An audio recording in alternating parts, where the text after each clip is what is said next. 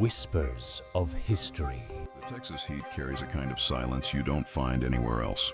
It presses down on the land, clinging to the skin like a weight, and in that silence, you can almost hear things that don't belong. The faint hiss of something moving under dry leaves. The whisper of scales across the dirt floor of an abandoned homestead. That silence still lingers around the story of a family most would rather forget, the family that worshipped snakes. In the year 1910, when Texas was balancing between the promise of modern progress and the weight of superstition, a strange and unnerving rumor began to spread in the rural communities south of Waco. It was said that on the edge of a desolate farm road lived a family who did not pray to God in the way of their neighbors, nor did they gather in church pews on Sundays. Instead, they were whispered to bow before something older, colder, and far more dangerous. Some called them cursed, others whispered mad. But what tied all of the rumors together was one terrifying detail. They worshipped snakes. It wasn't just that they kept them, though that in itself unsettled the neighbors. It was that they revered them, lived alongside them as though venom was a blessing, as though a rattlesnake's hiss was not a warning but a hymn. Travelers claimed to see lantern light from their windows deep into the night, shadows moving in strange patterns against the warped boards of the house. Farmers passing by at dawn swore they heard faint chanting carried on the wind, cut short by the rattling of something alive. The family, whose true name faded into legend, was a household of 6, a husband, a wife, and their 4 children, the youngest no more than 7. They lived off the land raising corn and a few hogs, but the farm seemed cursed. Crops rotted before the harvest, animals disappeared, and the few visitors who approached the property often returned pale and shaken, muttering of pits dug into the ground where writhing bodies shifted in the dark. It became clear to the surrounding community that this was no ordinary family. They did not live under God's eye, but under the gaze of something reptilian. Something people whispered had been here long before men tilled these fields. And yet, the more the family was avoided, the stronger their legend grew. Children dared each other to walk past the farm at dusk.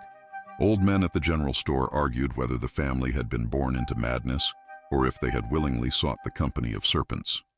Some said the father had once been a preacher, a man who fell from grace after losing a child to a rattlesnake's bite. Others believed the mother was the true center of it all, her lineage stretching back to strange folk healers who treated venom not as death, but as medicine. But legends have a way of hiding something much more unsettling underneath. For as strange as their rituals may have seemed, the story of the snake-worshipping family does not end in mere whispers. It ends in terror. In 1910, one evening of midsummer, their home fell silent. Days passed, and no smoke rose from the chimney, no figures worked the fields. When at last the sheriff and a few hesitant neighbors entered the property, what they found was enough to chill the marrow of even the bravest men. The room smelled of oil lamps burned too long. The floor was littered with husks of shed skin, and in the center of the parlor lay something that no one dared speak of without lowering their voice. No official report could fully capture what was found there. And so the tale dissolved into fragments. A child's toy half buried in straw, a Bible with verses torn out, a pit dug beneath the floorboards, and the lingering sense that something had not died, but simply slithered away. The tale of the snake-worshipping family is not simply the story of rural superstition, nor is it just another legend whispered to frighten children. It is a window into the darker edges of American life at the turn of the century, when faith could twist into something unrecognizable, when isolation could give rise to strange forms of devotion, and when people could disappear into the silence of their own creation. Tonight, we will descend into that silence. We will explore who they were, what they believed, and how their lives and their deaths became part of a whispered folklore that still unsettles anyone who dares to trace the story back to its roots. For in the Texas heat, the silence is never complete.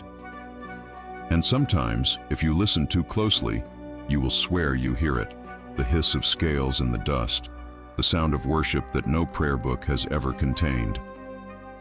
To understand the unsettling legend of the snake-worshipping family, one must first step back into the Texas of 1910, a land balanced uneasily between the traditions of its past and the rapid changes of a new century. It was a place where superstition and progress lived side by side, where oil booms and the march of railroads brushed against small farming communities that clung to old ways of life.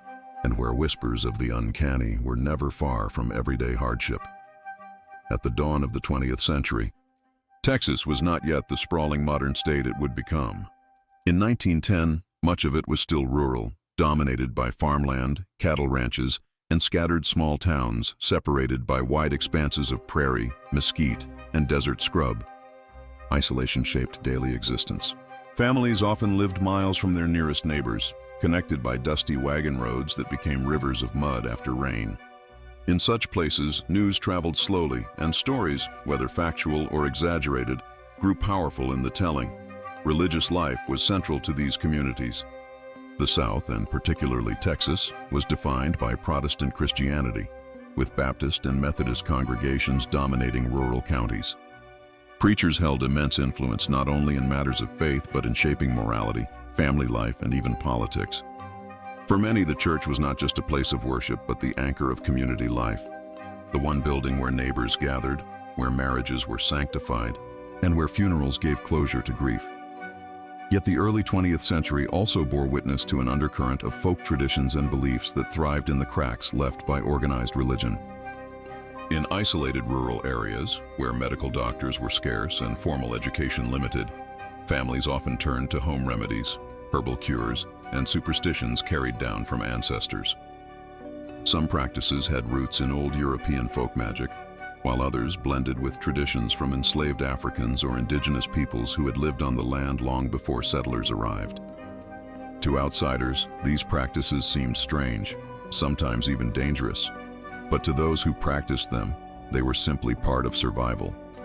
Texas itself was a melting pot of influences. Anglo settlers from the South brought their Protestant roots and agrarian traditions. Mexican families carried Catholic faith and curanderismo, a healing tradition that blended Catholicism with indigenous spirituality. Black communities, still scarred from slavery and Reconstruction, kept elements of African spiritual practices alive in ways often hidden from white society. And indigenous tribes, though displaced and diminished, remained cultural presences whose knowledge of the land and its creatures could not be erased. In such a setting, snakes held a particularly charged symbolism. For Christians, the serpent was the deceiver in Eden, a symbol of sin, danger, and temptation. For some folk healers, however, snakes were seen as protectors, their venom both a source of death and of medicine. Rattlesnake rattles were carried as charms against evil. Snake oil, however fraudulent its peddlers may have been, reflected a belief that the essence of the serpent carried healing properties. To a superstitious mind, snakes could embody both fear and reverence, death and survival, curse and cure. By 1910, Texas was also undergoing profound changes. The oil boom had begun in 1901 at Spindletop, and the wealth it generated was reshaping parts of the state. Railroads cut across once isolated lands, linking rural towns to markets in Dallas, Houston, and beyond.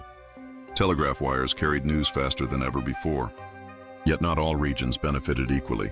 While cities began to modernize with electricity, automobiles, and schools, the countryside remained bound to older rhythms, its people often suspicious of new technology, its culture defined by traditions that outsiders dismissed as backward. It was in these pockets of rural isolation that strange stories thrived. Families who lived outside the accepted norms, who did not attend church regularly, who shunned neighbors, or who clung to unusual practices, were marked as different. Sometimes these judgments were rooted in prejudice or fear. Other times, they concealed real differences in belief or practice that were rarely spoken of openly. The family at the center of our story lived in precisely this kind of isolation. Their land was said to be poor soil, barely yielding enough to survive.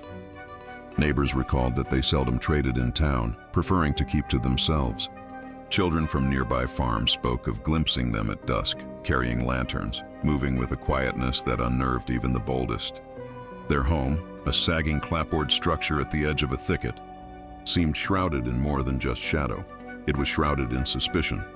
It is important to remember that in the cultural climate of 1910, difference itself was often seen as a threat.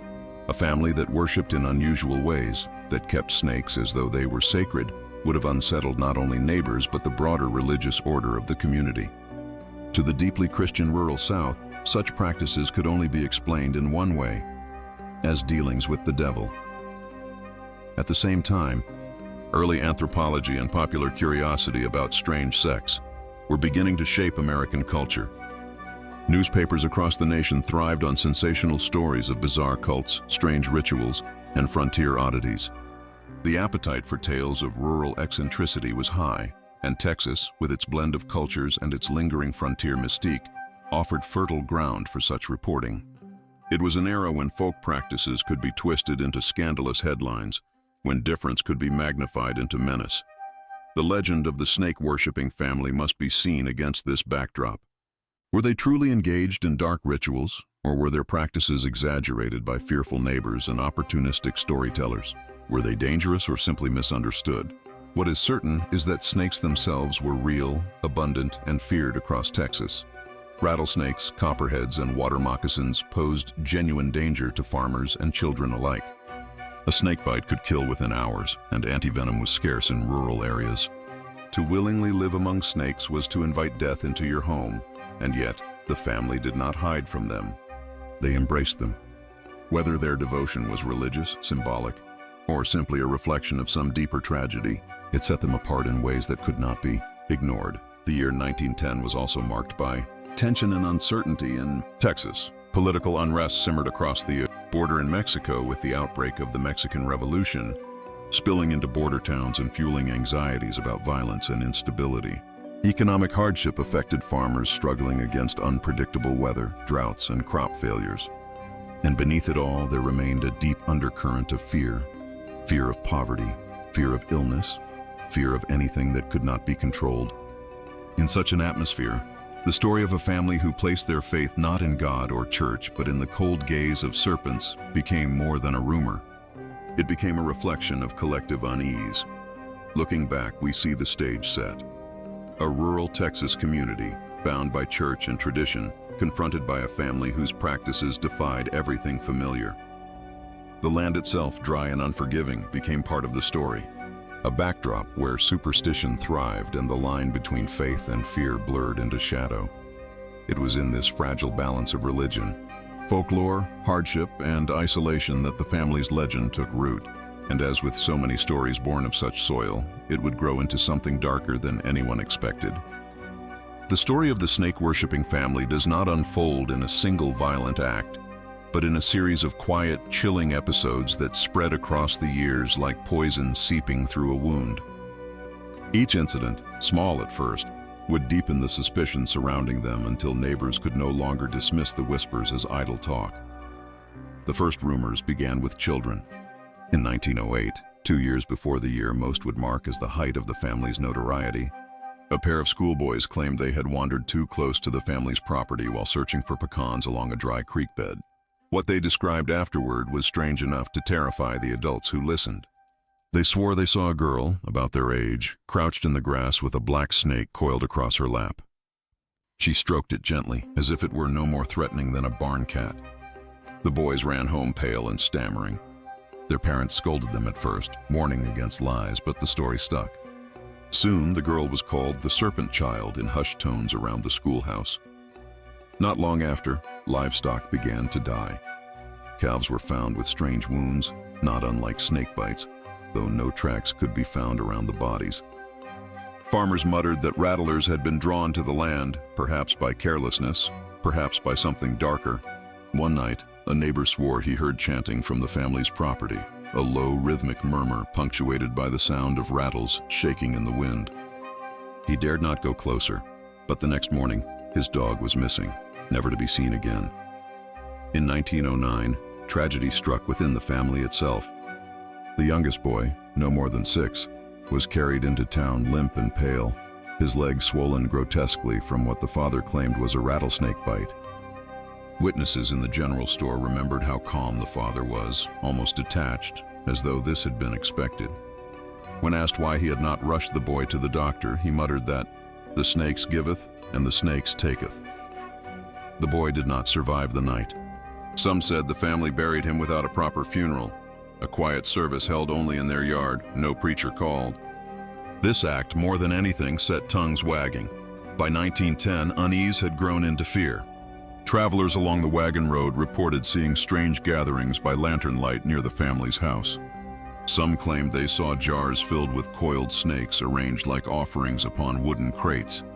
Others spoke of a woman, perhaps the mother, perhaps the eldest daughter, standing with arms outstretched, snakes draped across her shoulders, eyes closed as though in trance. Were these the fevered imaginings of nervous passers-by, or glimpses of rituals best left unspoken? No one could say for certain, but the stories multiplied, feeding one another. Then came the incident that could no longer be ignored. A hired hand from a nearby farm went missing after heading out to deliver a wagon of hay.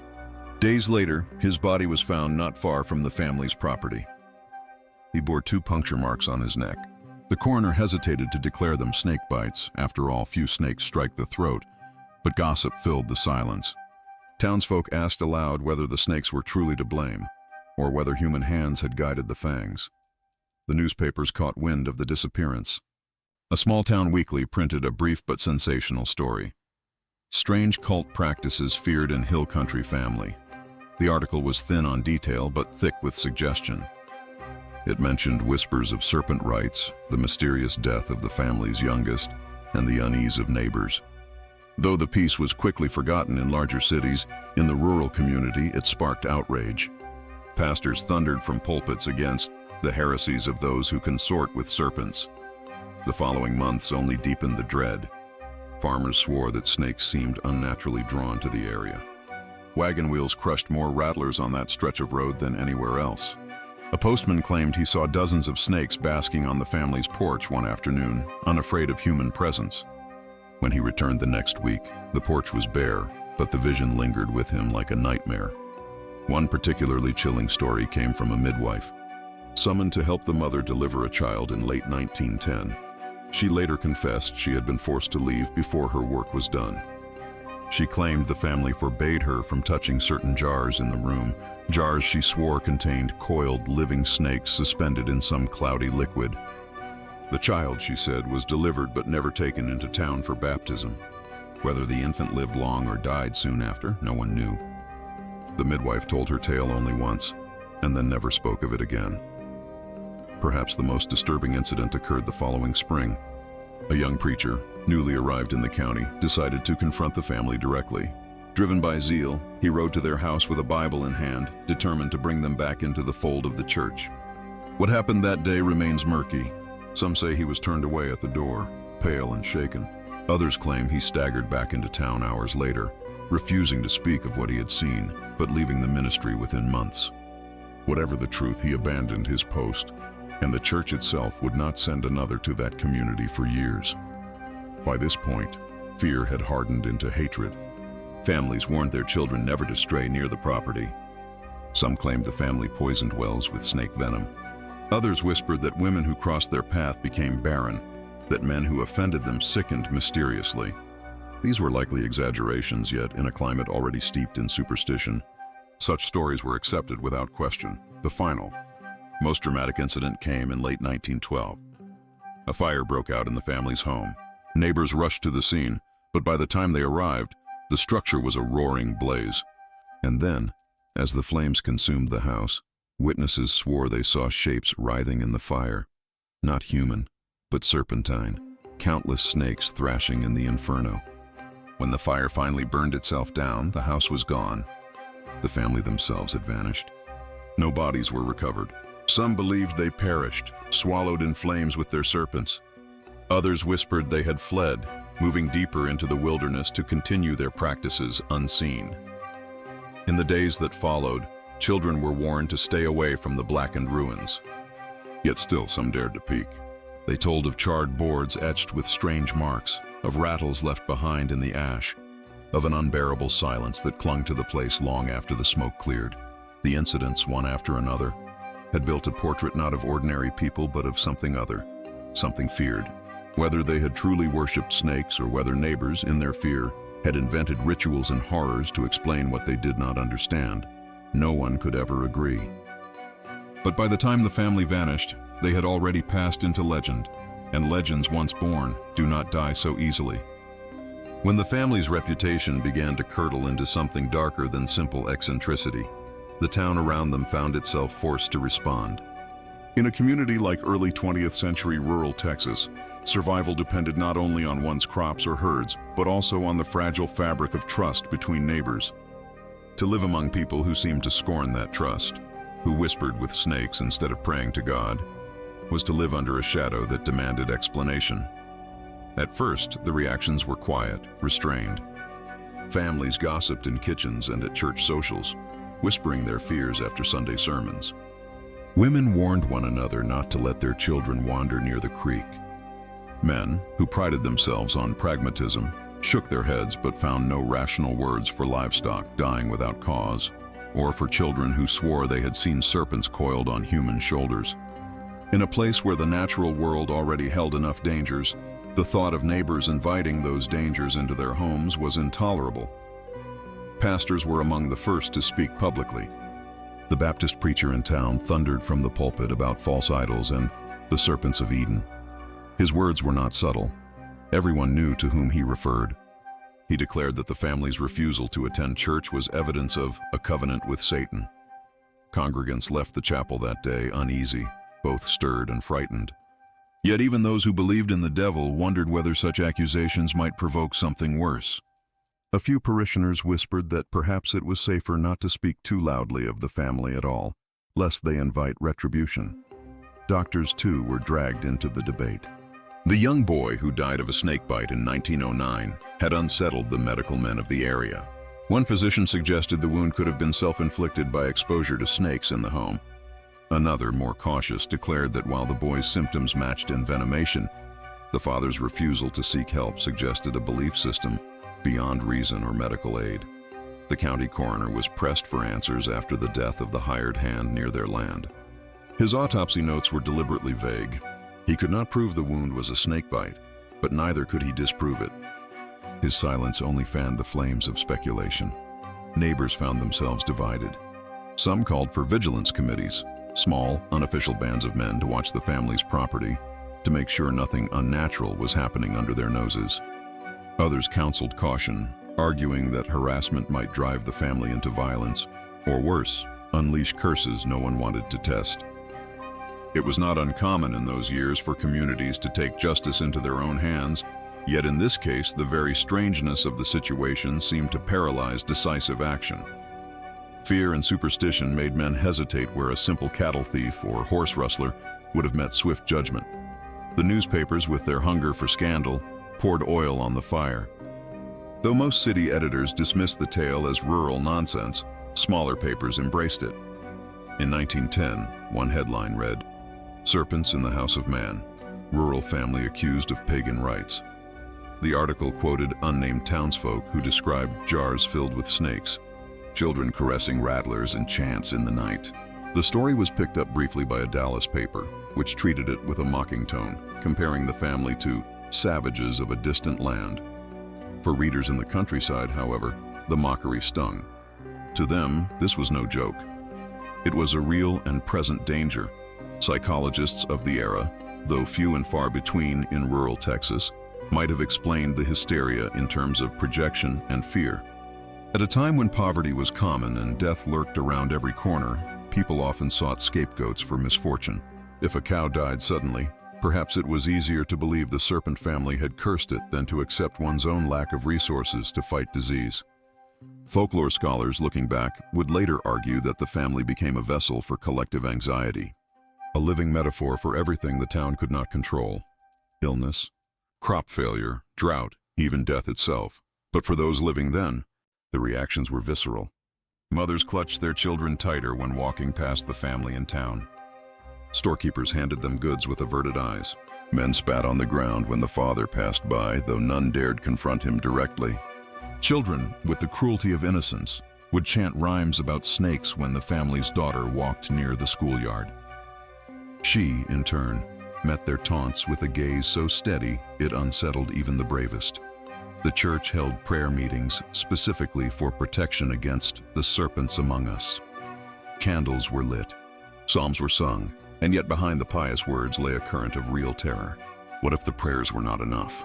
What if snakes could crawl through walls, slip under doors, strike in the night? The psychological weight of that fear changed the rhythms of daily life. Families stopped sending children alone to fetch water from the creek. Men carried shotguns when walking home after dark, listening for the rattle in the brush. Some neighbors attempted scientific explanation, though their words carried little comfort. They argued that the family's land, with its rocky outcroppings and dry creeks, simply attracted more snakes than others. They suggested that jars in the house might have been used for homemade remedies or simple curiosities, not rituals. But such reasoned voices were drowned out by the louder chorus of dread.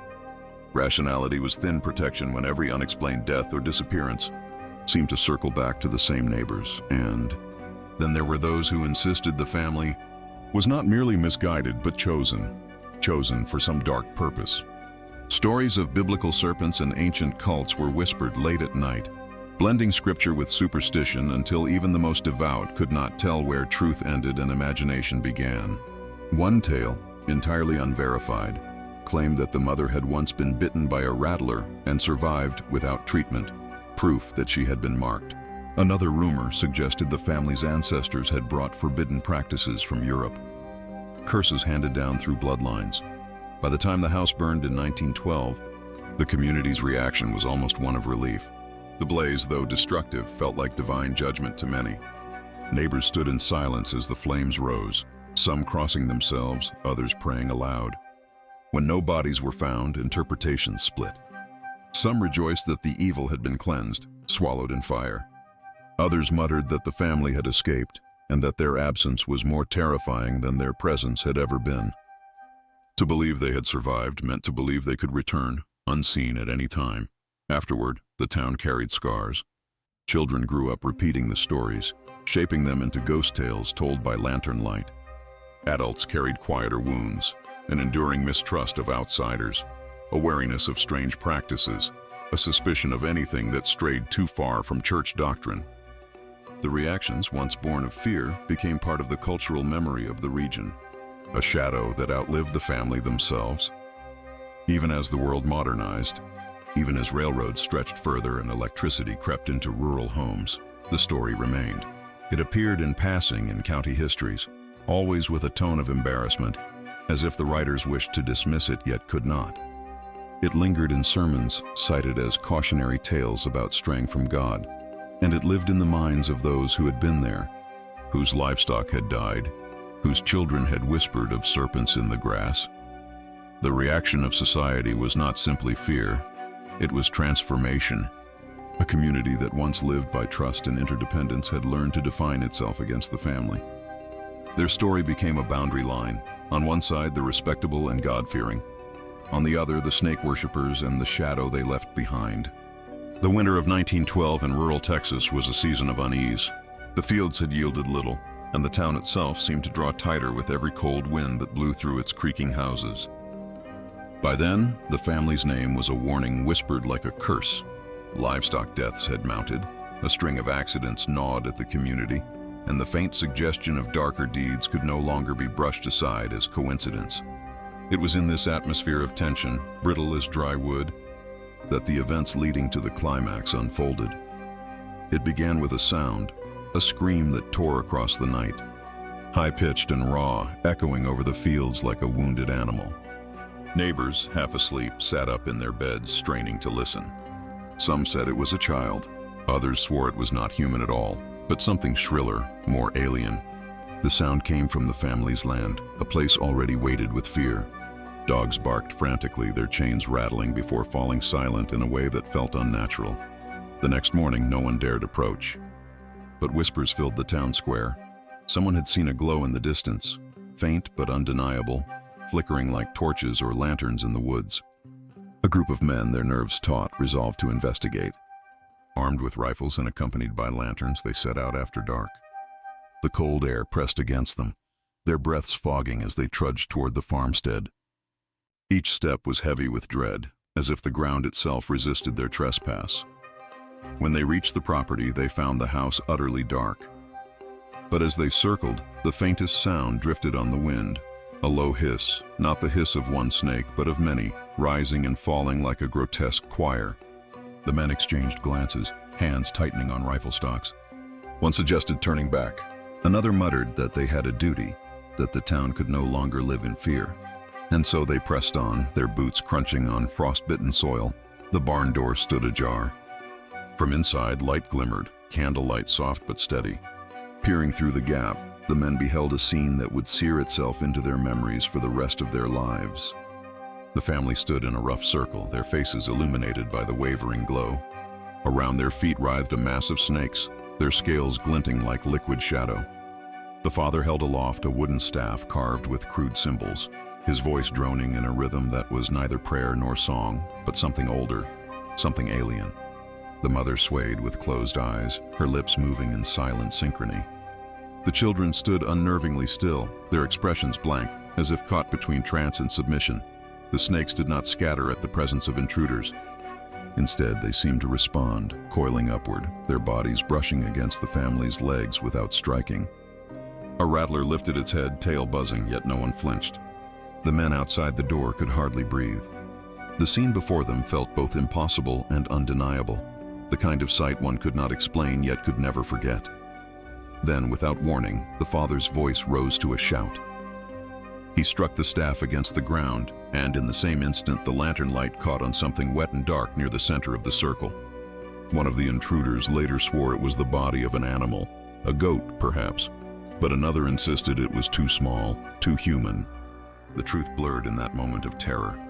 What was certain was this. The hissing surged, the snakes writhed violently, and a sudden gust of wind extinguished several candles at once. Darkness surged into the barn, broken only by the faint, trembling glow of embers. The men fled. Some fired their rifles blindly, the shots cracking in the night, sparks flashing, but none dared step fully inside. Their lanterns swung wildly as they stumbled back toward the fields, hearts hammering, convinced they had glimpsed something unholy. That very night, a fire began. Whether from an errant shot, a fallen candle, or deliberate design, no one ever proved. But flames licked the edges of the farmhouse before spreading to the barn. The dry wood caught quickly, the structures becoming infernos in minutes. Neighbors, roused by the glow on the horizon, gathered at a distance, watching as the blaze consumed everything. The hiss of burning timber mingled with the distant rattle of snakes. Though some swore the hissing was louder, carried on the wind, far beyond what any reptile could produce. The townsfolk stood in silence, their faces flickering orange in the firelight. No one tried to intervene, whether from fear of the family's curse or from a grim belief that the fire was judgment. They remained rooted in place, passive witnesses to destruction. The flames roared higher, sparks climbing into the sky like fleeing souls. A child asked his mother if the devil lived in the fire, and she pulled him close without answering. When at last the buildings collapsed in on themselves, sending up plumes of smoke and ash, the crowd stirred. Men with buckets cautiously approached the smoldering ruins, stamping out embers at the edges to prevent the fire from spreading further. But when the ashes cooled enough to sift through, a new horror settled over them. There were no bodies. Not a trace of the family, nor even bones, lay among the charred remains. The absence was more terrifying than discovery would have been. If the family had perished, the town could have buried them, declared the matter closed, prayed over their graves. But this silence, this vacancy, suggested something else. Some said the family had escaped before the flames took hold, slipping into the woods like shadows. Others muttered that the fire itself had consumed them, body and soul, leaving nothing behind. A few, hushed and trembling, whispered that the snakes had carried them away, borne aloft by forces beyond human reckoning. In the days that followed, search parties combed the surrounding woods and creeks. They found snake trails pressed into the soil, unusual clusters of rattlers basking near the ashes, but no sign of human life. The family had vanished, and with them, any chance of resolution. Their absence became a wound that never healed, a mystery that mocked every attempt at closure. For the townsfolk, the climax was not merely the fire, but the silence afterward. The waiting, the fear that the family would return, unseen, to reclaim what the flames had stolen. Children dreamed of snakes slithering through their windows. Farmers refused to till near the creek. Even years later, travelers passing through would ask about the blackened foundation at the edge of town, and locals would reply only with tight-lipped warnings. The climax was fire. Yes, but also the echo of unanswered questions that smoldered long after the flames died. Years passed, but the fire's glow never faded from memory. The ruins at the edge of town blackened, then sank into the soil, yet no grass grew over the spot. Travelers, curious and bold, would sometimes step onto the scorched earth, only to recoil moments later, unable to explain why. It wasn't the heat, there was none, but something colder, something that pressed into the bones like invisible hands. The family's disappearance became a legend retold at kitchen tables and around lanterns. Parents invoked it as warning to children. Stay out of the woods, or the snake family will find you. Farmers muttered prayers when their plows struck odd stones, or when their cattle grew restless at dusk. With time, the story hardened into folklore, yet always with a sting of unease. No one could ever say with certainty what had happened that night. What lingered most was the absence of bodies. Fires consume flesh, yes, but bones resist, clinging stubbornly even after hours of burning. In this case, nothing remained. No trace of life, no trace of death. It was as if the family had been erased.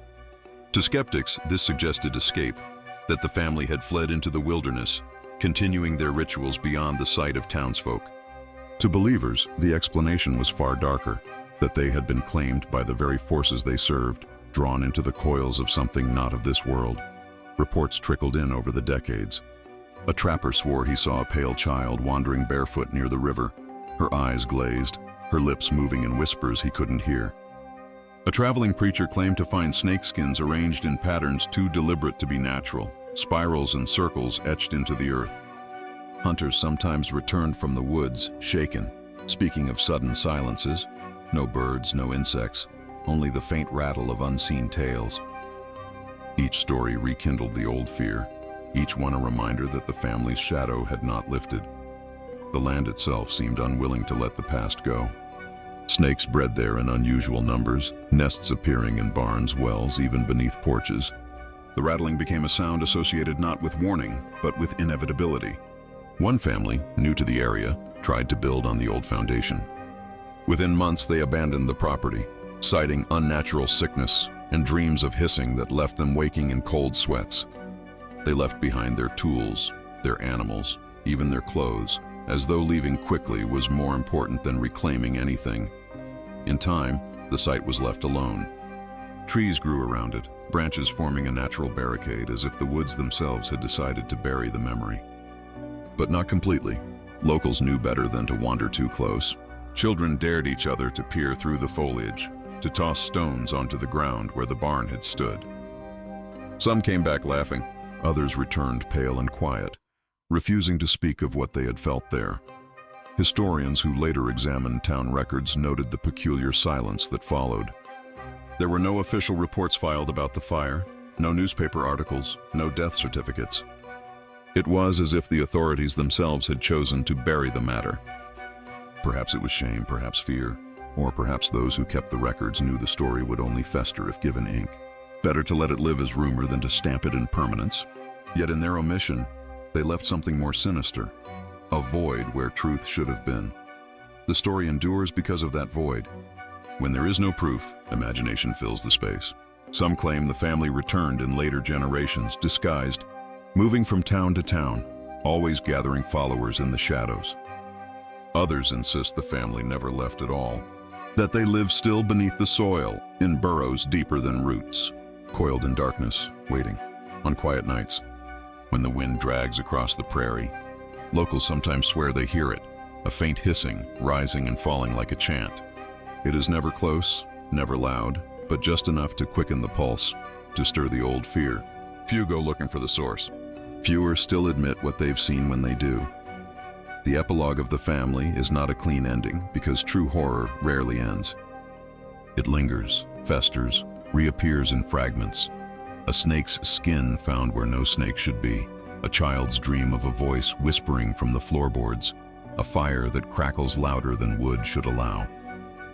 The past does not stay buried, not when it has been fed with belief, dread, and silence. And so the question remains, unanswered as it was on the night of the fire. Did the flames destroy the family or did they release them? If you ask in town, some will shake their heads, refusing to speak. Others will lean in, lowering their voices and tell you this: the snakes don't live on that land. They guard it.